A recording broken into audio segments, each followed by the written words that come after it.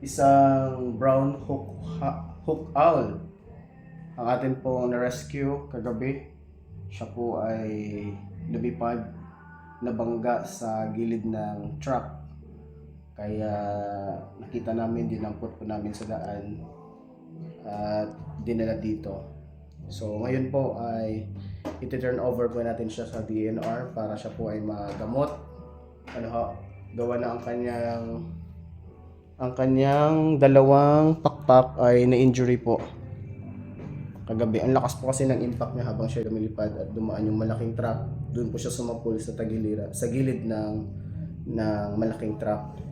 So ito ay mga rare species po natin sa Pilipinas, itong brown hook owl. So, or bubok, sabi pa nga. So napakagandang ibon po ito.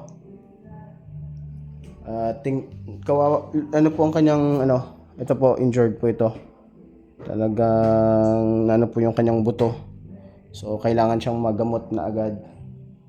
Dadali na nga natin ito sa DNR para siya ay maging okay at makabalik sa kanyang magandang tirahan. So pag-pray po natin ang ibong ito na siya ay gagaling at mabalik siya sa kanyang magandang tahanan kung saan siya mismo nakatira. So salamat po sa inyong lahat at hanggang sa muli. Hook Brown. dadali na po natin ito.